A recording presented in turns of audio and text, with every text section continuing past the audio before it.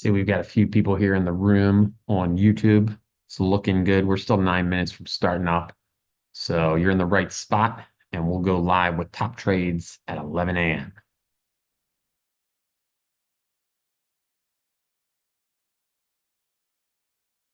And go ahead, if you are on YouTube, go ahead. If you want to use the comments there, we'll be able to monitor those for any live comments, or if you've got any questions for today, go ahead and put them in now. Appreciate it.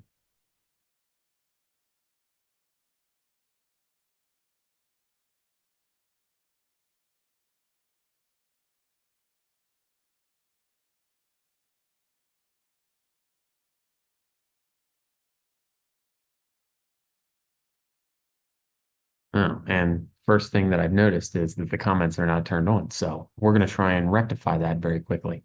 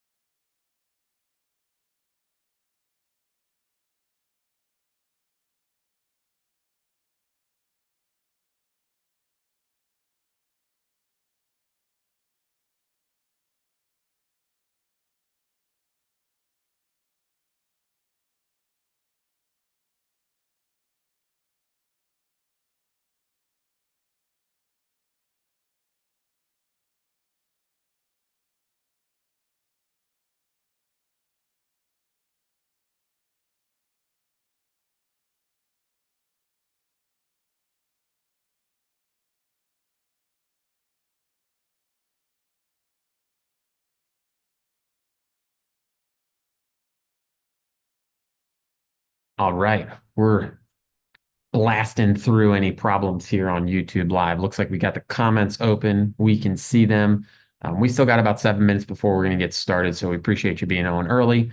If you've got any comments or just want to say hi, go ahead and throw those in the comments bar here on YouTube, and we will be ready to rock and roll in 6 minutes.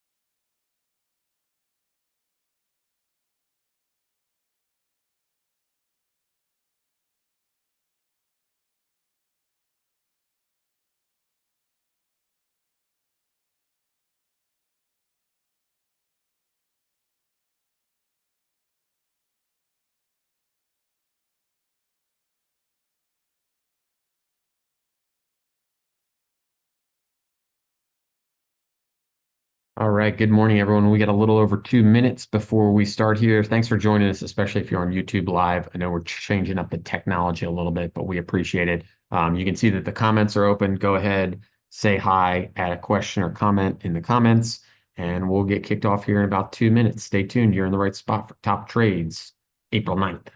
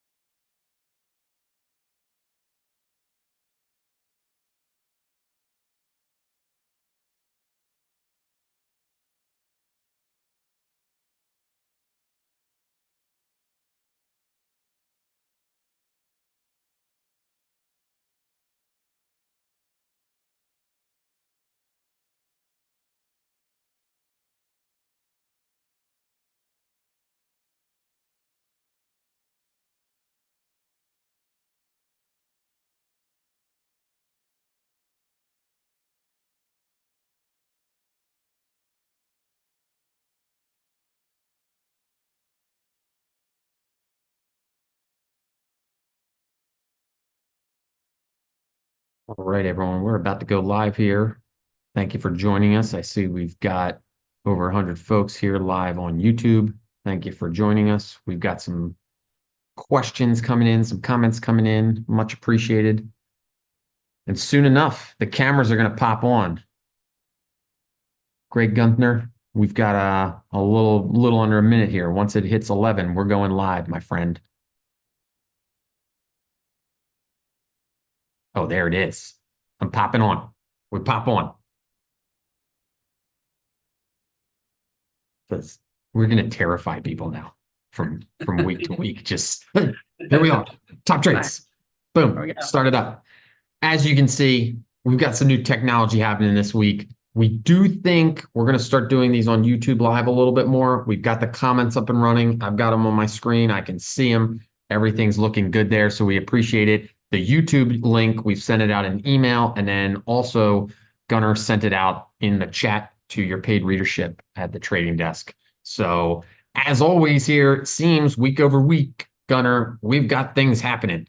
We got crypto markets looking very interesting. A lot of action yesterday, and then a little bit of a reversal today that we're seeing. The metals, miners, lots to talk about there. Energy space, lots to talk about there. And big picture is, sort of what's happening with rates, and does the market think they're going to be cutting, not cutting, raising rates? There's a lot of question marks shaping up, and I think right now it's a little bit after 11. It's 11:01. The markets are looking very interesting this morning. So if you want to, we can just kick it right off, Gunnar. I'll hit you up with any questions that I'm seeing from the YouTube chat and anything that we need there. Everyone just go and say hi, throw some comments in. We'll keep an eye on them. And otherwise, if you want to share your screen, if you want to let us know, what are you seeing in the markets today? Because we got a little bit of looking in the minute to minute chart, we got a lot of action happening this morning.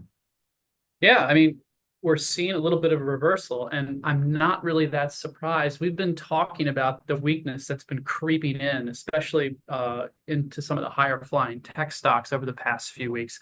And as you can see here, the market's open pretty strong. We had a nice green open. However, things turned south pretty quickly around 10 a.m. Now, it's obviously not the end of the world. We have the Dow down 0.75%, the Nasdaq down less than 0.5% here. So we're not looking at some sort of a big crash here. We're just seeing more of an intraday reversal from green to red. And I think what it is, like you said, Matt, I think all eyes are on the economic data that's coming out this week. We have CPI tomorrow morning, we have PPI on Thursday. And just due to the fact that the Fed still very much admits that they're being data dependent with their rate decisions, means that the market is going to kind of seize up and get choppy around these economic data releases. And so tomorrow morning, we could have all hell break loose in the futures market at 8:30 a.m. when these numbers come out and stocks just end up doing this volatile dance into the open. It's almost like we're getting a Fed day, a week after we already had a Fed day, where everyone's going to be just assuming like this is what the Fed's going to be doing because the data says this. So I would not be surprised to see a little bit more chop. For traders, I don't think this is anything really to worry about necessarily. I think maybe it's just a chance to take a step back and see what's setting up, see what's consolidating nicely, see what's about to break out, see what might be about to break down. And really the themes that we've been talking about for the past couple weeks, these trends are still very much intact. Gold and silver look great. Copper looks great. We have the other metals starting to break out too. You see this morning, like platinum, which has been kind of a rough looking chart, is starting to ramp higher again. Palladium is looking pretty good. Silver is absolutely ripping. It has pulled back from its highs, but I mean, just last week when we were talking about it, it was just teasing that $26 mark. And you can see now it's $2 higher now. It's outpacing gold by a mile, which is what you want to see. Again, I think we're just getting into that environment where folks are starting to look at precious metals seriously again. And when we get into these favorable investing environments for precious metals, this is what happens. Silver outperforms gold, the miners outperform, and all of that stuff is kind of coming to fruition right now, where you can see this chart just starting to zoom higher right here. And when we have these big moves, there's a couple things we need to keep in mind. Number one, we're going to get some volatility along with the sharper moves. That's part of the game, right? The bigger the potential move, the more the momentum, the more volatile things can become. That's the price of admission for these type of trades. And number two, I think they're going to overshoot targets. I think that there's a lot of people that aren't exposed to precious metals because this is something that you can't just gain exposure to through an index fund. You can't buy SPY and have any exposure to precious metals. And I think a lot of people are still riding that tech train and they're not looking at commodities. And when they start to see outperformance like this happen in the charts and they start to see these sharp moves, these sharp momentum moves show up across the commodity space. We've seen it in precious metals. We've seen oil start to move off of its lows right there. We're going to get folks that start piling into these trades. We're going to start getting the FOMO in these sectors, and it's going to provide a lot of really great moves for us. Over at the trading desk, we've been involved in a minor trade right now. We have calls on Hecla Mining, and you can see here it is falling from its highs today just because we are seeing kind of a sharp reversal across the board since about 10 a.m. But you can see here just how sharp this trend is. Yes, we do have some pullback days in there, but for the most part, this thing has gone straight up since the mid $4 range. And I would not be surprised for it to come up here and break $6 sooner rather than later and attack the top end of this range right here. Those swing highs from back in July of 2023 are around $6.20. Wouldn't surprise me at all if we just keep on ramping higher here. Of course, we're going to have some red days here and there, but for the most part, I think these things are going to continue to move higher and continue to surprise a lot of people in the short term. Yeah, and one of the things that I did want to bring up that Gunnar, you've been saying for a while, and it's important, especially on a day like this where the trend's not going to be made today, but you've been saying this, you've got I think of it like, a lot of different layers, or you've given your baseball example as to like, knowing what pitcher you're against, picking your best count to be able to get a hit, or if you need to be a little bit more, sort of like protecting the plate mentality. And you've been saying that for the last several weeks, probably months, like now isn't the time, in case you're new to top trades or new to the trading desk, now isn't really the time to be, in that, oh man, the market's going up, AI is going to melt up, this is going to happen. Like, let me shove a big allocation this way. As Gunnar's been saying for many weeks now, we're a little bit on our heels here because the market, we're getting some cool rotation. into the metals, into energy. We like that. But in general, the market still seems a little bit trapdoor-y, if I'm saying that correctly. Gunnar, what would be your take? Just because I was thinking about that over the weekend. It's like that's very, if there's one important piece, yes, you give out trades, you're good at you've got a great portfolio, you're good at stock selection, all that stuff. But really, like a lot of the mentality stuff is what helps me as one of your readers. Uh, is there anything else to say about that? Just like the big picture mentality of being, keeping your wits about you as the market sort of churns here? Yeah, I think it's important to think about things in relationship to how the herd moves. And that's when we talk about trends. Markets trend, but also trends take a while to turn. We are going to be on the faster end because we're shorter term traders. And so I'm paying attention to some of the minutia that a lot of folks aren't. A lot of folks are more long term minded, obviously. And the long term minded people aren't going to be changing their minds as quickly as we are. And so we get a bit of a head start in trying to pinpoint some of these potential changes in trend. Just to use semiconductors as an example, which I think is kind of important. If we look at SMH, this has been the hot trade and it continues to be a hot trade right here. But as you can see right here, it looks tired. You can see momentum has waned in this trade. If we were to do something like just draw a simple trend line, we can clearly see that, this sharp uptrend right here is depending upon where you draw this line, it's kind of in danger of breaking around here. And again, this is a diagonal trend line. It's not a magical line right here. This doesn't mean you need to short semiconductors right here because we're red just below this line I just drew. It's not an exact science like that. What I'm trying to say is when you look at this chart and you see the fact that we have a big bearish engulfing candle here where it overstretched to the around 240, 239, 240, and then closed well below that mark and posted a big red candle on that day. We still haven't gotten back above that. We've had some positive days and we had another bearish engulfing candle here. We're back to right where we were, and this is through the entire sector, back to March 1st. So over the past 5, almost 6 weeks now, these stocks have gone nowhere. And yeah, they need to rest. I'm not getting overly bearish. I'm not saying semiconductors are going to zero, but if we start going through the sector and we start looking at these charts, we look at NVIDIA and you can see here, NVIDIA is rolling over today. It's down almost 4%. It's not the end of the world. This thing is up huge. What's it up year to date? Year to date, it's up almost 70% still. So no one's getting skinned alive here unless you laid into this trade heavily, above 950, where it hasn't been able to hold here. But you can see how that I'm sort of leaning more bearish on these trades and looking for maybe some potential short-term downside plays in here, because a lot of these, names just need to reset. And if we play the same game that we were playing earlier, where we're just sort of drawing a diagonal line and connecting things, you can see how the sharper uptrend is over here. It's finished, and now it's just a matter of where's this thing going to catch and where's it going to bounce and what's that bounce going to look like. Do we need 6 months of chop? Do we need it to retreat more? We don't know the answers to that yet, but we do know that, the momentum is kind of gone. They're letting the air out of this trade a little bit right here. And the folks that are left trying to chase right here, I think they're going to be in, they're going to be in a little bit of trouble.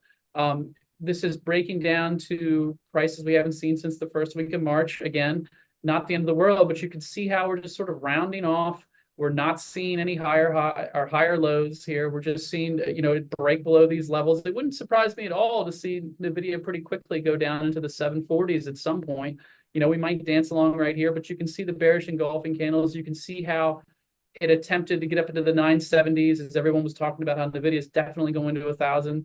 And it failed to do so. And then it tried to build up again right here toward the end of March, and it failed in the exact same spot. I don't think that's a coincidence. I think that's where sellers are coming in right there. There's people taking profits. And again, it makes perfect sense. Why wouldn't you want to take profits if you bought this beautiful, perfect breakout right here at $500 and you rode it all the way up to almost a double, in just a few months' time? Of course, there's a good reason to take profits there.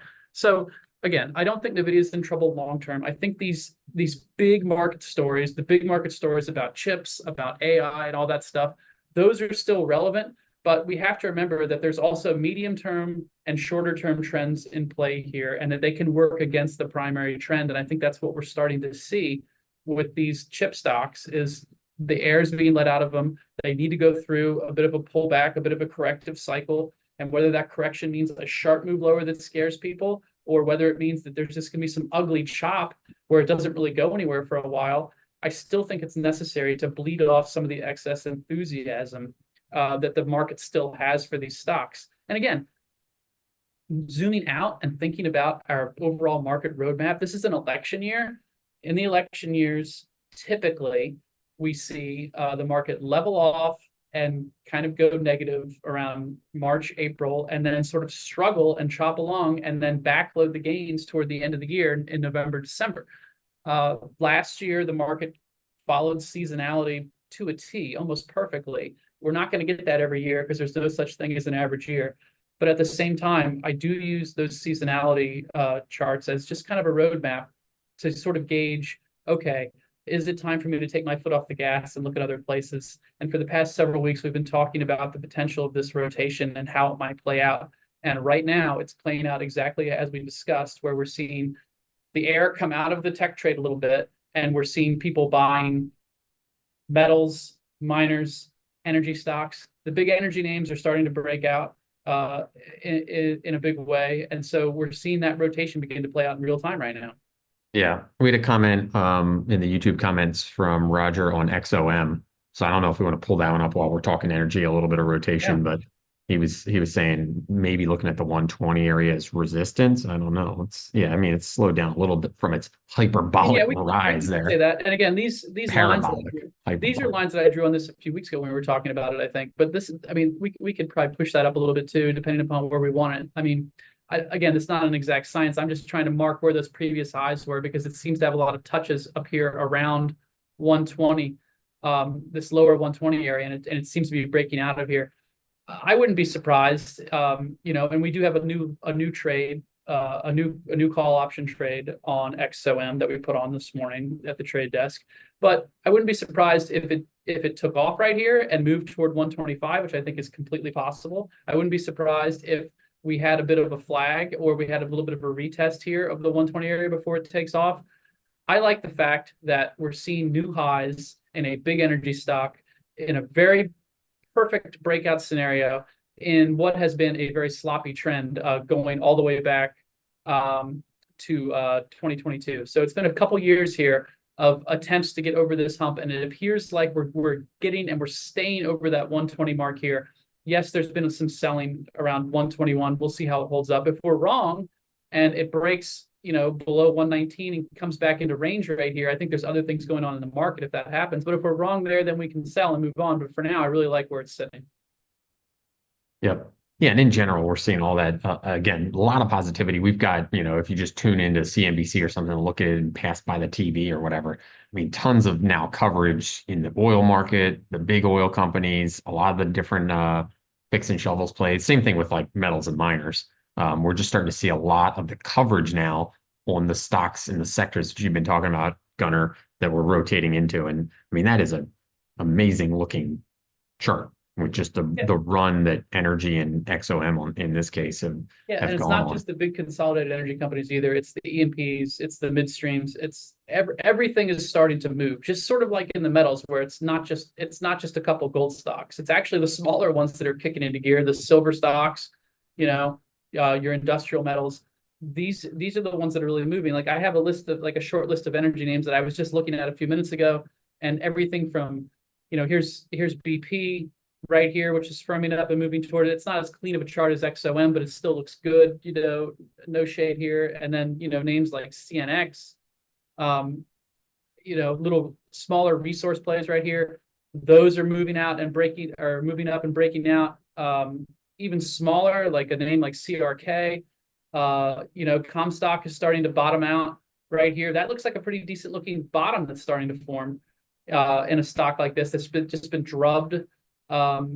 It's throughout the sector, everything's starting to catch. And so there's always some interesting looking charts when everything's starting to catch right here. Like I wrote down like a midstream stock. Here's a midstream Viper right here. VNOM. The ticker spells Venom. That's cool. I like that. That's extra points for this stock right here. And you can see this how strong the trend has been since it reported earnings back in February. This thing's been rocketing higher. I mean, zooming out, um, nobody wanted these stocks, when oil was trading negative back here during the pandemic, right?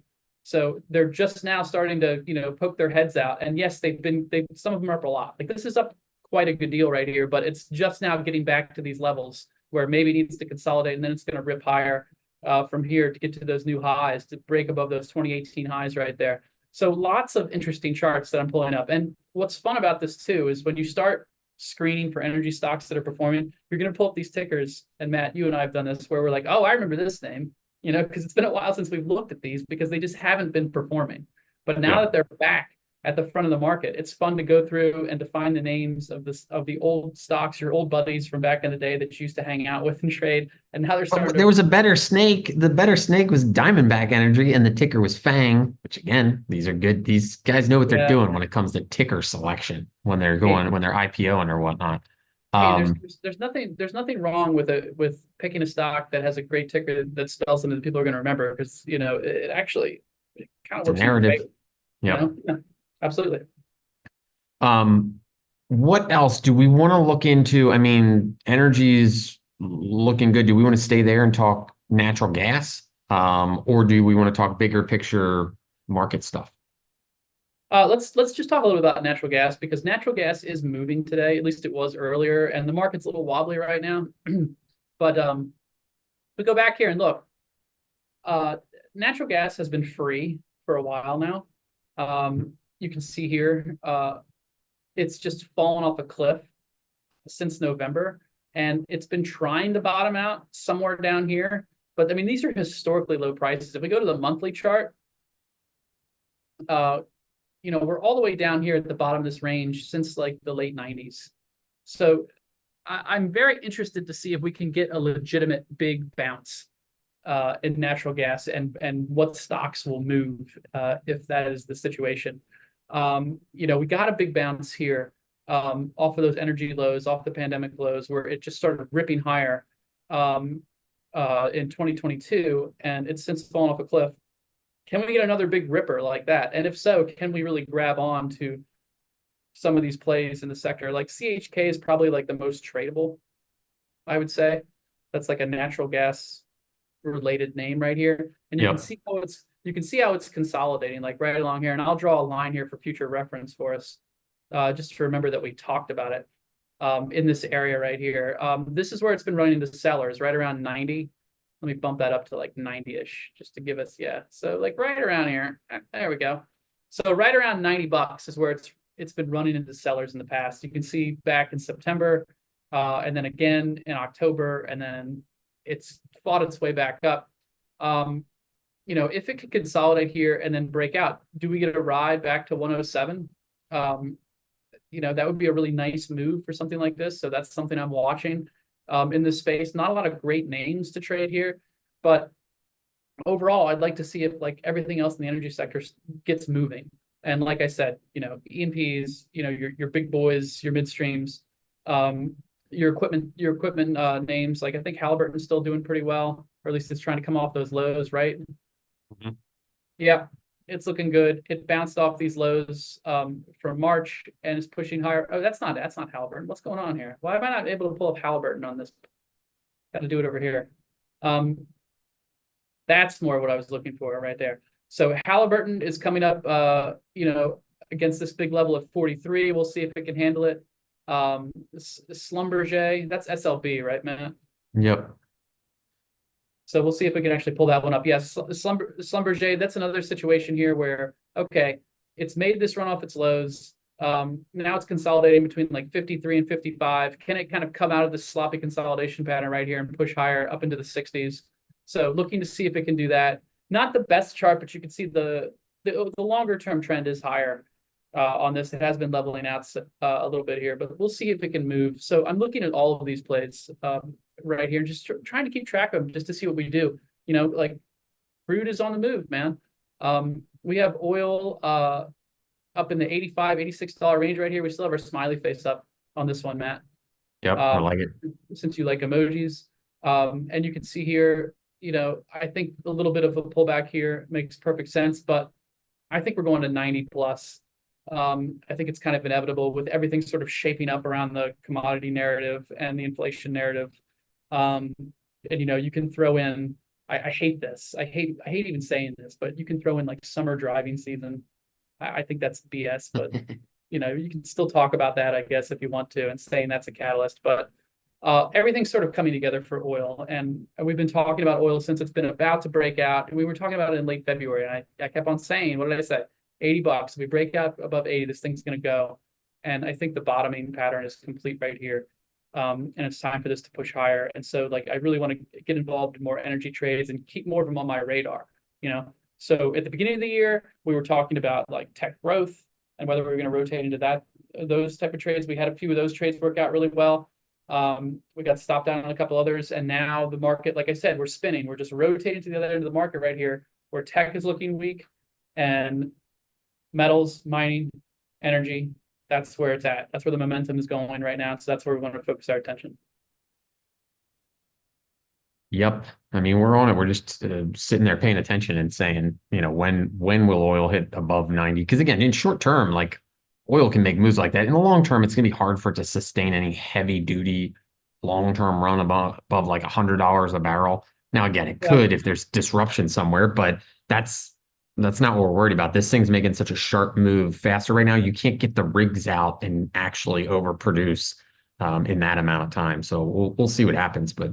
Yeah, and we don't need any crazy like oil's going to 250 predictions here. I think just if prices sustain above a certain level, you're going to get better performing names in the energy space. And that's all we need. That's all we Yeah. need. Oil being consistently a little bit higher in price is going to lead to better numbers coming out of the energy stocks and better trends to follow. Do you want me to rattle off some tickers? We got a few tickers in the YouTube chat. You can go ahead and do those if you want. Go for it. KLAC, which I believe is a semi. It's related to the semis. KLAC. Yeah, there we Yep. go. Yeah, KLA Corp. hmm So Um, it looks like a semi chart. it does look like a semi chart. And I would say like it's the same story as some of the other ones. And I'll just double check when we get some more fundamental information from it. Yeah, semiconductor equipment. Um, I I will say that like it looks pretty stable. Yeah, it's chopping along right here, but all my comments about semiconductors still apply to this. I don't think it's the end of the world for them, but I do think they need to bleed off some of this excess momentum. Maybe this one will perform better than the other ones. I don't know that. But I do think that it's leveling off a bit. Nothing to be afraid of, nothing to like go out and like short right now. Mhm. But I would say like don't expect this to go to like $1,000 anytime soon. I think it needs a little bit more time here. Yeah. It's been on a great run. What's it up year to date? It's up 20% year to date. I think it's fine.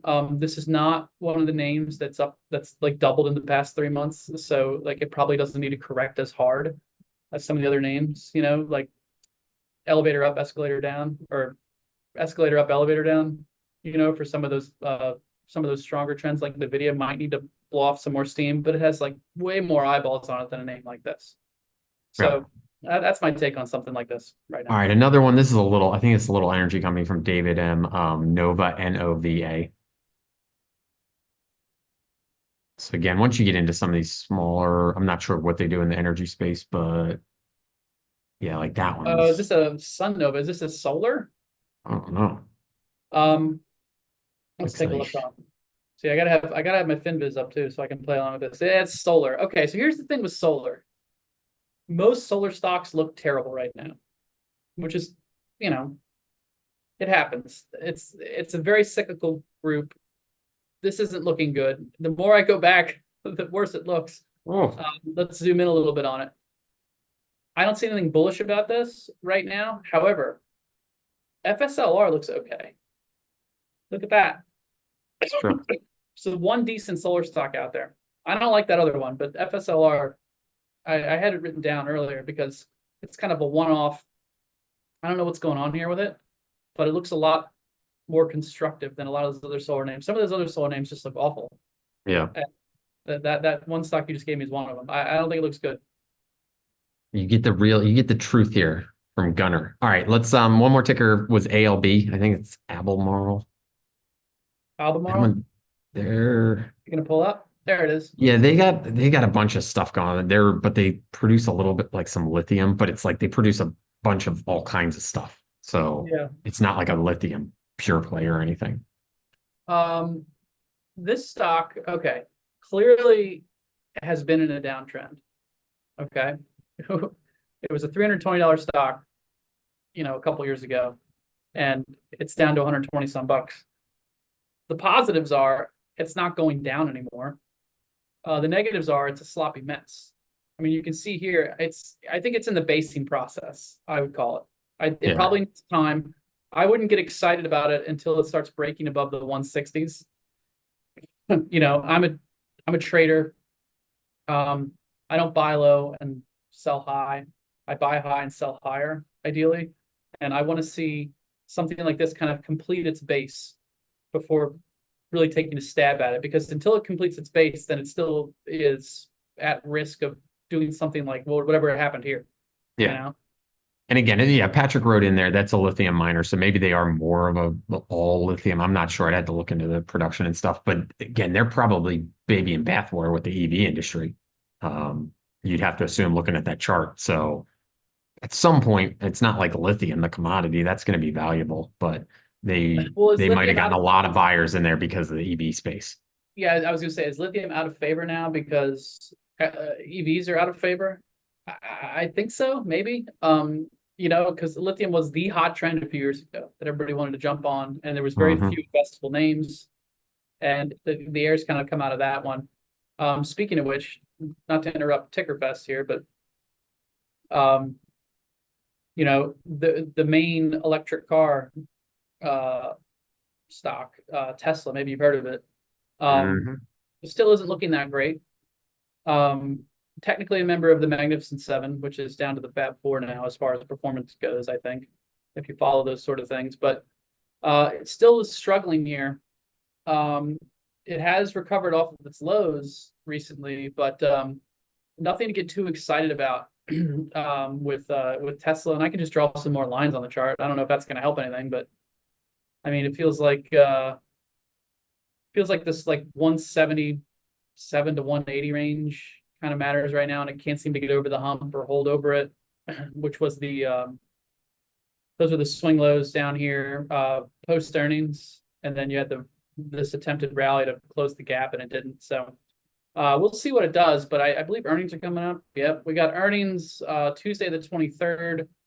Not a train I would step in front of right here. I think the whole EV space is just in a big shakeup right now, and it could take a while for everybody to figure out what the hell they're doing with their EVs. It was the Ford CEO came out and said like we're scrapping our all electric SUV plan and we're just going to do hybrids for now. I think Yeah, that I makes a think lot of sense. the market has spoken on some of them. Market Again, has spoken. Tesla, you got to put Tesla in a separate category because the people Right. that buy Teslas, they love them. And that's a different breed of person. And Tesla isn't really just a car company. It's got all these different Right. things going for it. So Yeah. they're different. Whereas a Ford buyer that's like, I've had F-150s my whole life. I'm going to go look at this Ford F-150 Lightning or whatever it was, people were like, I don't want that. And the market kind of spoke. And Yeah. that's what really spooked the long-term big picture EV stuff. Because if all those mainstream car companies would have gotten a lot of momentum and everyone's like, oh my gosh, I never have to get gas again. I'm doing this. Right. That would be a whole different world. We're not living in that world. Everyone said no. And now it's probably just gonna be Yeah. Tesla to go after. The narrative has definitely shifted. Instead of people being excited about EVs, like remember like during the beginning of the pandemic, it was like there was all these premium prices because they just couldn't keep them in stock. But I think it was more of a supply issue than anything than a demand issue. And now the demands hasn't been consistent. And instead of like people posting about how amazing electric vehicles are, you're seeing posts on social media about long lines at charging stations. Now people are Yeah. waiting hours to charge their vehicles. So I think it's definitely skewing negative for the pure Yeah. EV plays. I think hybrids, they're realizing hybrids are more along the lines of what people want as far as flexibility and, Yeah. especially people that want to travel. I think still traveling, I think you got to do a lot of figuring stuff out if you don't live in a super populated area, if you're traveling long distances, if you have to charge. So I think all of that's coming home to roost right now, at least in the short term. I just don't get it now. Again, maybe I don't know demographics of housing and who has garages and who doesn't, but it's like, isn't the whole point of having a Tesla like you charge it at your house? And it's like, Yeah, yeah, I you're think seeing all this problem with like charging stations. Is that just people that like don't have garages so they can't charge it at their house? Like I would never buy a Tesla if I couldn't charge it at my house. Like that's the whole point. It's well, that's easy just it. then. Like you say, I think you have to have a supercharger, because if you just like plug it in to something, I mean, it takes like, a long, long time to charge it. And then so people are going to like the Tesla stations because they can charge in 20 minutes. Yeah. If you're not sitting in line for 2 hours, I guess. I don't know. Yeah. Uh, That's called a product flaw. So yeah, I've seen people write about owning Teslas who live in like very populated areas like New York and live in apartments, and then they just they go places to charge them, and it seems like a lot to me. yeah. I don't know if I'd want that type of chore. I don't even like one of the gas stations. So One of the things that you'll see, and this is Robin B in the chat in YouTube is right on it. They're saying robo-taxi is coming for Tesla. That's another thing we've got it. That just went around our editorial channel internally here at Paradigm. But I think August 8th, 8/8, you can remember the date, it's easy. 8/8 is when Tesla's doing the full self-driving, like maybe like a day or an announcement or whatever it yeah, is. So that again, that's why if you want to invest in Tesla, do it in your own buyer beware and stuff. But it's not a car company. Like if Tesla becomes the winner of full self-driving, like the stock's going to go up. Like they've got so many things going for them. If Elon wants to do something, he has a pet project, that stock could go to the moon. You never know, but we'll keep an eye on it. Gunnar, what other, I don't see any other tickers in the YouTube chat. Where else would you like to go here? We got a little bit of time. Any other sectors that, I really do like energy, commodities, gold, silver. Clearly, let's talk Bitcoin. Here we go. well, I, I I'm very excited about crypto right now because of how well it's holding up here. At least Bitcoin. I mean, this is a down day for Bitcoin, obviously, but I mean the continued interest in crypto here is pretty spectacular when you consider the fact that like it's been holding hands with the tech trade for a while, and now I think with all the hype of the halving coming up, people are still interested in it. Um, here are the all-time highs right here. And I mean, to me, this looks pretty darn bullish. I mean, yeah, we could get more of a pullback here, but for now, just the fact that it seems to be coiling back to those highs, it feels like another leg higher. It's just sort of, I don't want to say a given, but it certainly feels like we're moving in that direction here. Maybe we're going to see some of the final shakeouts, as we head toward the end of this potential consolidation pattern right here. But I think if we get back above to like the mid 73s and all-time highs, and this thing could really bust loose.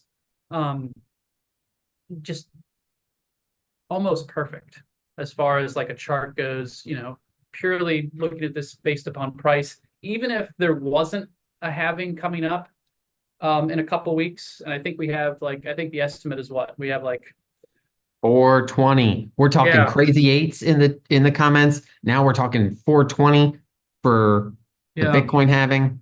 Why yeah, so not? less than 2 weeks from now. So I mean, I'm sure we'll get some volatility around it because people will be anticipating, and that usually happens when you have people anticipating something. You remember what happened during the ETF approval? That was back here.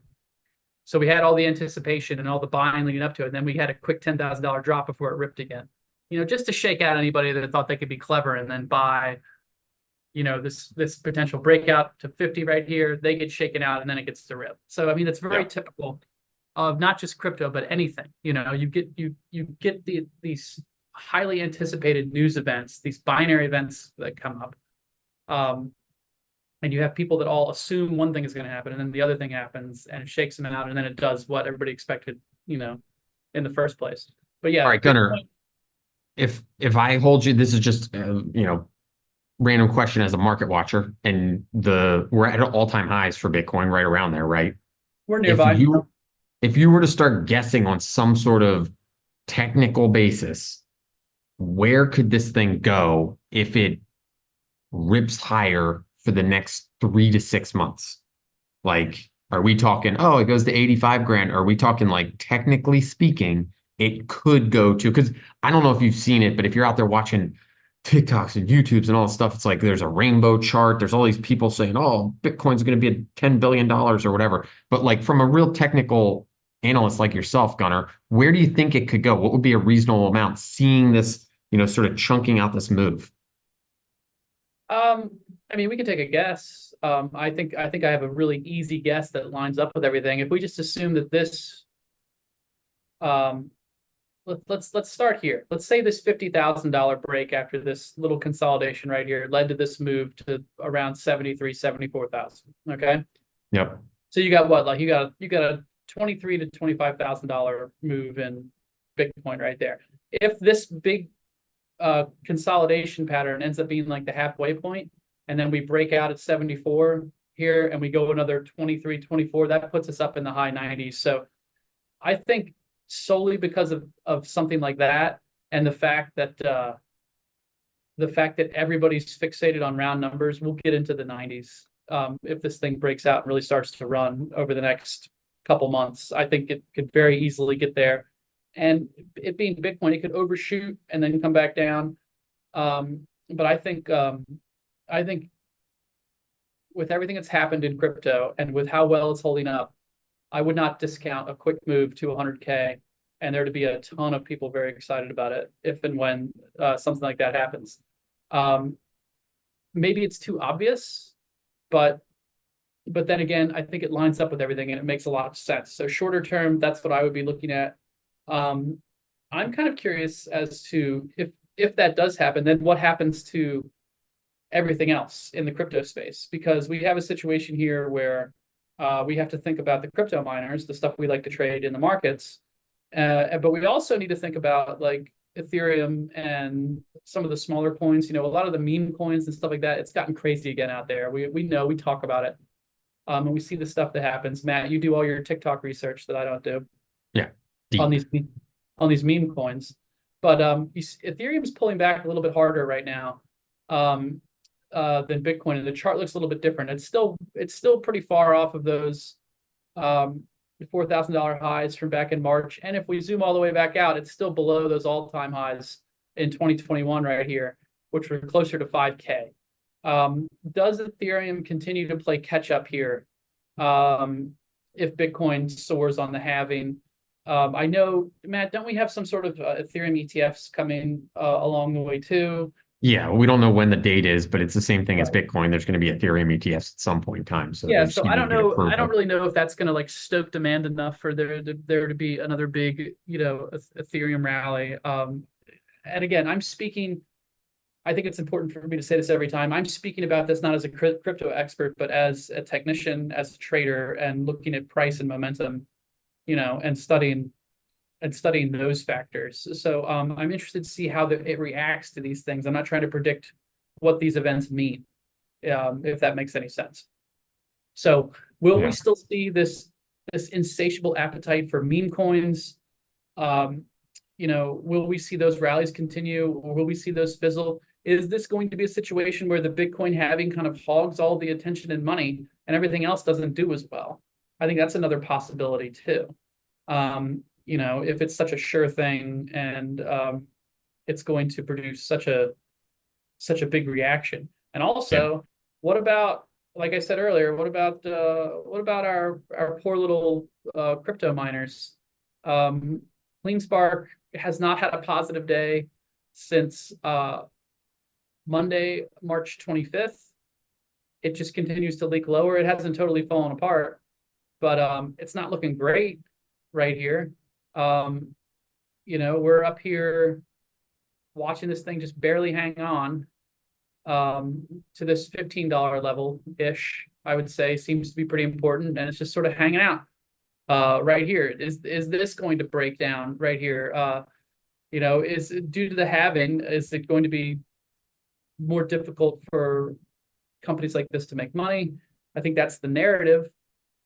And then we have our poor friend Mara too, who I have a long trading history with. This has always been a fun stock to trade ever since the pandemic, and it hasn't really gone anywhere. It's been a choppy mess, and we're now back to levels.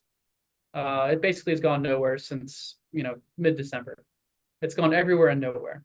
and we're back down here. So is this going to break down to, I don't know where the line in the sand is for something like this. Maybe call this thing dead, at least for the time being. If it breaks below 15 and then gets below like 1450 in this area right here, and then it'll need to go lower or reset or something. So I'm very interested to see how those things react to the halving stuff coming up. And again, back to the halving, is this going to be a situation where we see a bunch of people pile in and try to front run because they assume they know something? Are we going to see Bitcoin break out over the next week and a half and push into the 80s? Because everybody's stoked about the halving and they want to get in ahead of it. I don't know. I mean, like, if I remember the last halving, wasn't it around like, I want to say around 10 or 20K? It was definitely pre-pandemic, right? It was in like 2018, 2019, maybe in that area, summer of 2019. I want to say. Somebody in chat can correct me who knows I what thought they're it was talking. 2020, but again, I'm bad news. I don't know. Bad news on our part. I remember thinking like, I think well, it's every 4 years, yeah. essentially. But So if that's the case, I do remember talking with a crypto person, a person more knowledgeable about crypto fundamentals than me about it, and them saying that like it was going to be a big deal. And my argument was like, okay, if it's going to be a big deal, but everybody knows about it, then is it going to be a big deal at all? Like, is it going to matter to the price?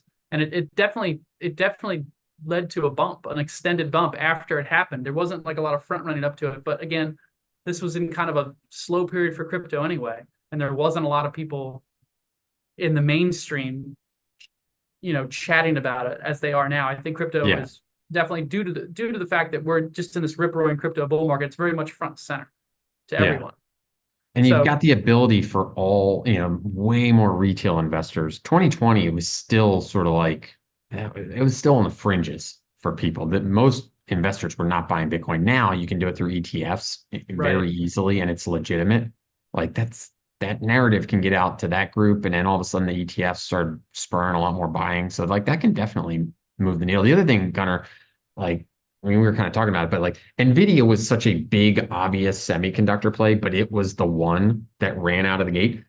Bitcoin is the big, obvious crypto player. Maybe it just runs. Who knows? Maybe it goes on its own. I don't know. I think everything's going to go up if this thing starts ripping, though. We'll see what happens. Yeah, I'm very interested to see, like, because we have had periods where it's been like Bitcoin and nothing else, instead of it dragging everything else higher. So I'm interested to see how this could continue. And some of these speculators, they're pretty fickle. If you're investing in meme coins and it starts to do poorly, it's there's nothing fundamental that's going to hold you into it. You're there because line go up, right? Yeah. And so when the line stops going up, then people start getting out pretty quickly. Yeah. All right. I'm going to do a little bit of housekeeping here, Gunnar. If you want, we got a little bit of time left. I don't know if you want to go over some tickers in your watch list after this, but I'll do quick housekeeping, right? One, if you're new to Gunnar's paid publication, The Trading Desk, I know we've got some new readers. Welcome. We do make this clarification every now and then. Top trades, this obviously we're on YouTube, but this is more of just sort of free for everybody. We talk about all sorts of topics.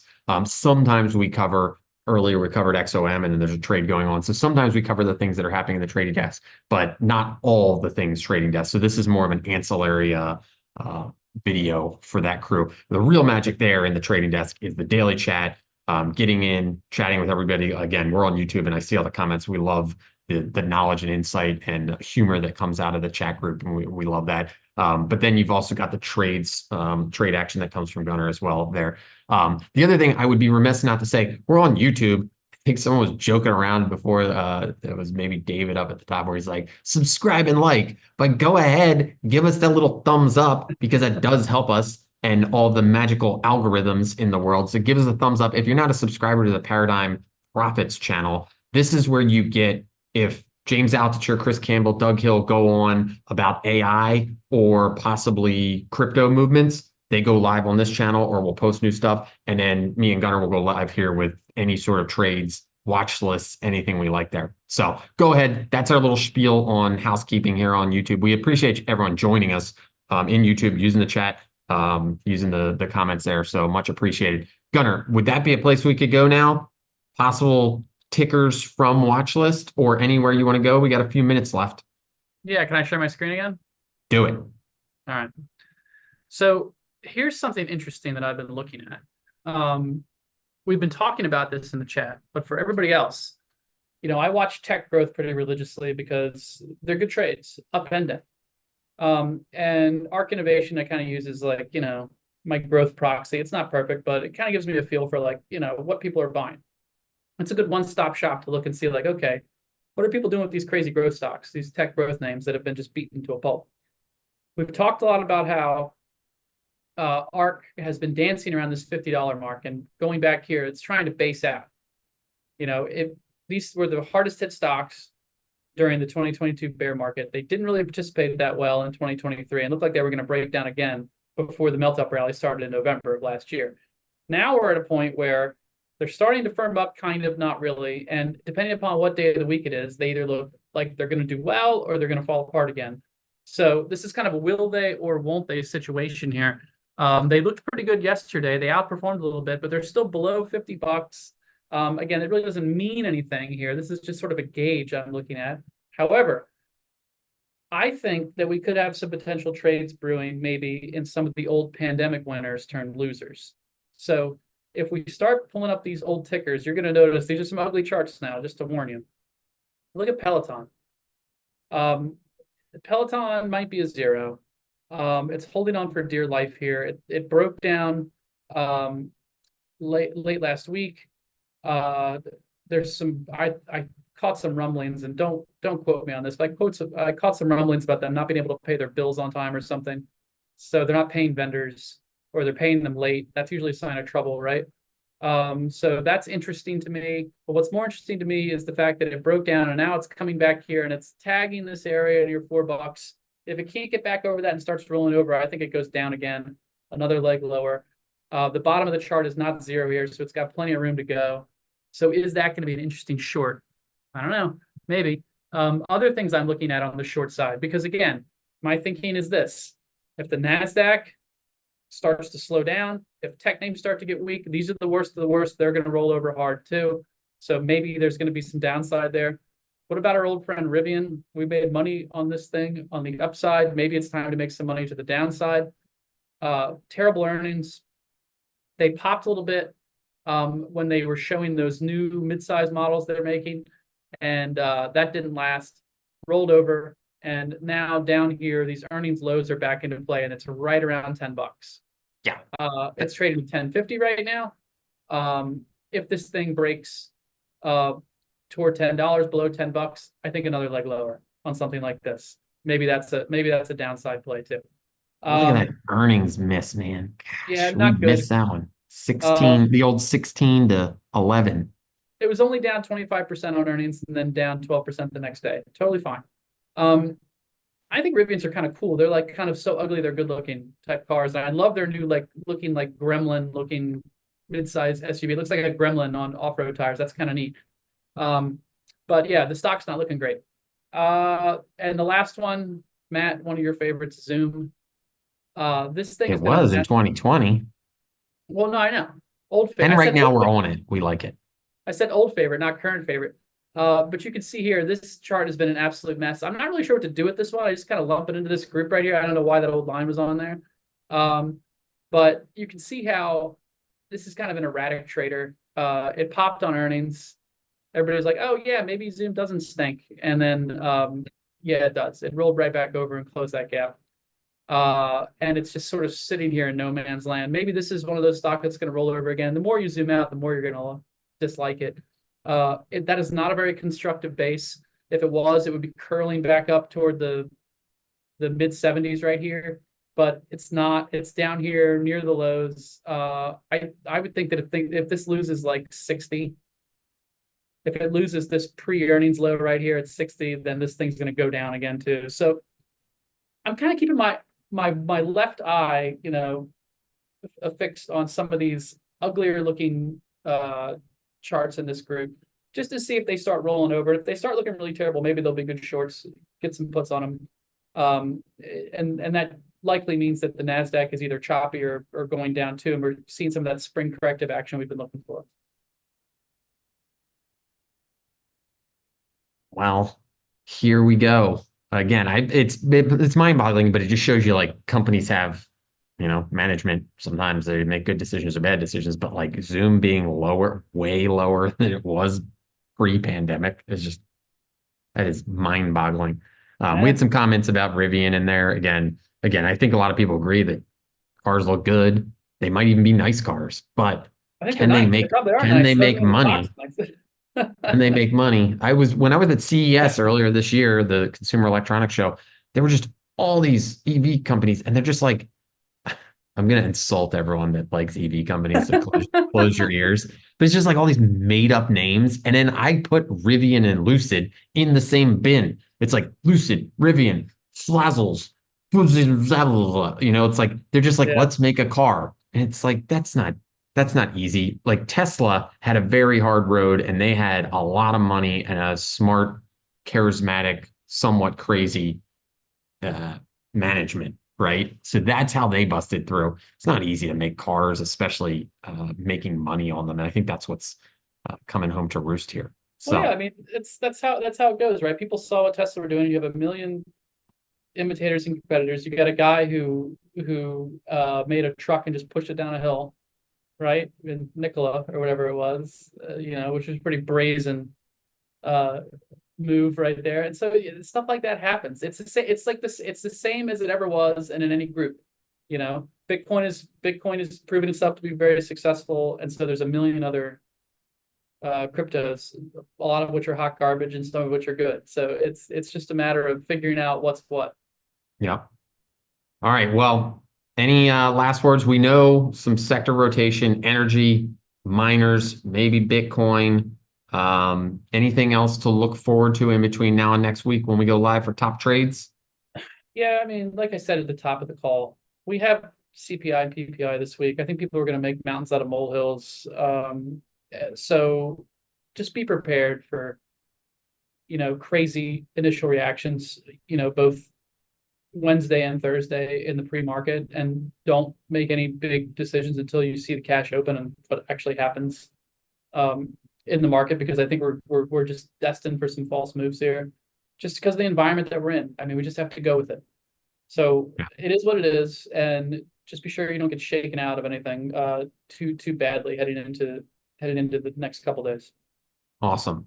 And for the folks on YouTube with the comments, Angela S said, "Hey, Gigi and Matt, hi from Northern California. Thanks for all you do."